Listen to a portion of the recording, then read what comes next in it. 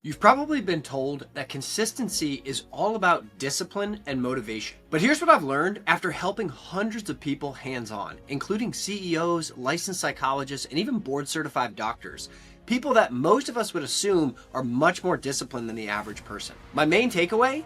Discipline and motivation are the weakest fuel sources that you can use. Lack of consistency doesn't mean that you're lazy. And this is something a lot of people assume, including myself when I was more than 50 pounds overweight. The real reason doesn't have to do with laziness or lack of motivation or discipline, but two key factors. Number one, missing feedback loops. And number two, a lack of a specific accountability structure. So here's what we're gonna go through in this video. In part one, I'm gonna explain to you what most people get wrong about discipline and motivation. In part two, I'm gonna walk you through something really helpful called the willpower requirement formula. Part three, I'll show you how you can actually increase your discipline and your willpower. And in part four, I'm gonna walk you through exactly what I do with clients to help them create a 1 to 3 day reset protocol. And this is absolutely key for maintaining consistency without falling for all or nothing thinking. So here's what most people get wrong about discipline and motivation. We think that motivation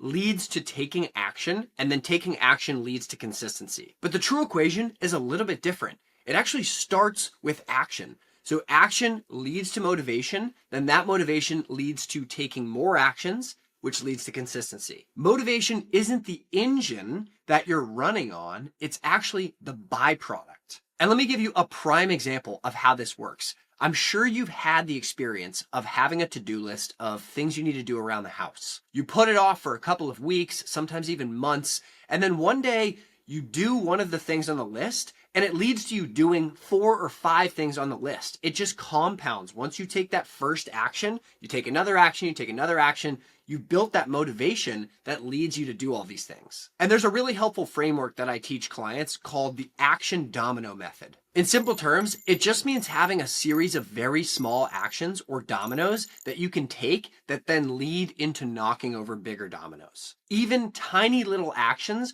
create a neurochemical feedback loop that releases dopamine, it enforces momentum, it starts to build your identity around getting stuff done, and it's the feedback loop that leads to generating motivation. Once you've generated a little bit of motivation, friction for the next domino or the next action starts to come down. So these little actions are basically micro dopamine hits. It's the equivalent of wanting to go to the gym, not feeling motivated, and then you put on your gym shoes, and that's just enough to get you moving. Once you understand and apply this method, discipline stops feeling like such a force. Now let's go through the willpower requirement formula and talk about why discipline feels so hard in the first place. You start every day with a tank of willpower, and that willpower is finite. By the end of the day, or even halfway through the day, it's run out. So you have this daily bucket, and each of your decisions throughout the day has the ability to drain it. Decision making, stress, emotional baggage, it all starts to empty that willpower bucket. And that's why high performers don't rely on building willpower, they rely on protecting willpower. So the willpower requirement is temptation divided by distance. For example, cookies sitting on the counter have an extremely high temptation and basically no distance. So the willpower requirement for not eating them is going to be extremely high.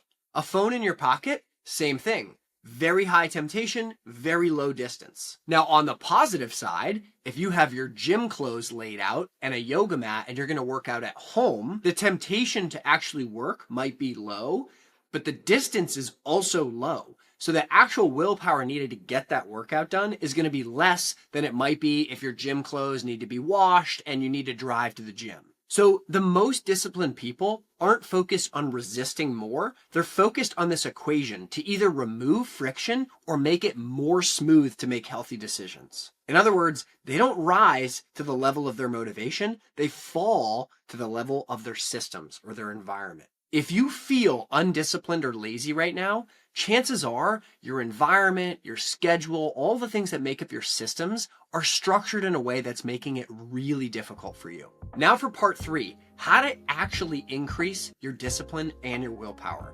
Now here's the part most people get wrong. You don't build discipline by just white knuckling everything. You build it by training it very strategically. When you think of willpower and discipline as a finite resource, like the bucket from part 2, you realize your only two options are to prevent that bucket from emptying out during the day or to increase the size of the bucket.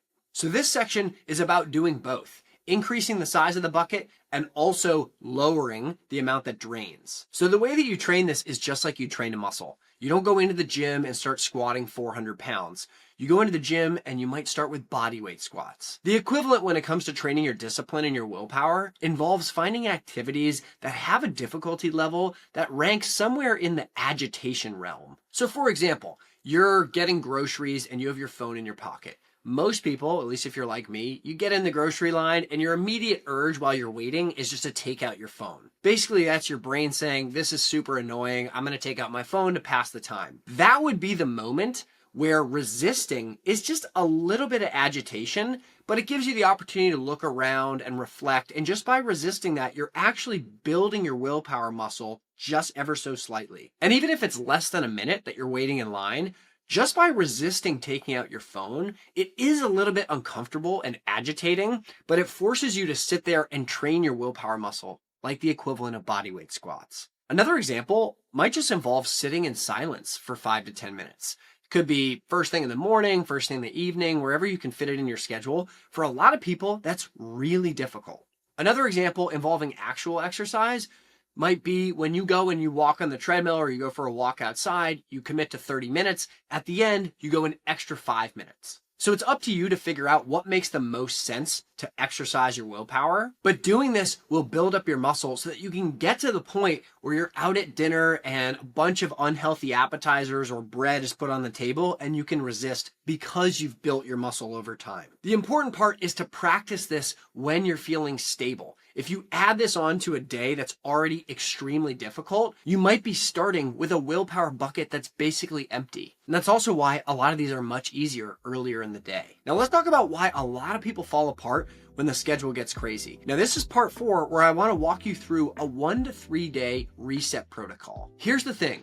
Nobody lives in a vacuum. You can find dozens of people on podcasts or social media talking about this perfect morning routine or all of these exercise splits you need to do. In reality, a lot of them don't have crazy busy jobs, multiple kids they're dealing with, the day-to-day stressors that many people do have. Life derails routines. Stress happens, schedules blow up, and that's when a lot of people give up because they're feeling like they need to stay perfect with their routine. So the reset protocol is a pre-decided system that you leverage when things go sideways. It removes thinking, negotiating with yourself, and the guilt spiral. Now let me give you a 3-day example that a lot of my clients use when it comes to healthy eating. Let's just say you had a crazy busy week. Your kids were having difficulty sleeping, you had work travel and client meetings, and so your diet and exercise routine basically fell apart. Your job is to jumpstart your motivation and your consistency again. So day 1 is the anchor day. For some of my clients, the simplest thing to do given schedules is to do a 24-hour fast, where the day before you have dinner, and then the day of the reset, you have dinner. Throughout the day, you drink plenty of water, you have some apple cider vinegar, you can have your black coffee, tea, but you're waiting to eat that single meal until dinner, and then the meal itself is protein and fats. This resets your blood sugar, your appetite signals, and it balances out and calms down your nervous system. Now, day 2 and day 3 involve a controlled progression. On both days, you're still fasting for 16 to 18 hours, so you might break your fast at 1 p.m. On the second day, though, you're still doing very low carb. So your first, even your second, and your third meal, if you eat them all within a 6-hour window, are still protein and fat primarily. You can add some carbohydrates into your last meal here, but you want to make sure they're very dense in fiber. Now, the morning of day 2, you're going to get some activity in. So whether it's 20 or 30 minutes, you're setting your alarm a little bit earlier if you need to, and you're doing some stretching, some plyometrics, you could be doing some yoga, whatever going to get your heart going. On day 3, you're still doing the 16 or 18-hour fast, but you can add back in some complex carbohydrates. This is all about riding the biochemical momentum that you build during a 3-day reset. And this works from a psychology standpoint because it removes decision fatigue, it removes emotions and shame, and it reframes those weeks where things go sideways as events that are going to happen with a counterbalance. So that 3-day protocol is just an example, but with almost all of my clients, we come up with their own 3-day protocol that fits their life, their schedule, their preferences. Now, let me leave you with one extremely important point. Discipline is not something you can just summon. It's something that's built into the design of your life. When your systems are set up correctly, the actions you want to take come easier, motivation shows up faster, and consistency happens organically. If you found this helpful and you want more science-backed frameworks and protocols like this, be sure to subscribe to the channel. And if you want an even deeper dive, you can check out my best-selling book, The Longevity Lifestyle, on Amazon. I really appreciate you for being here, and I'll see you on the next video.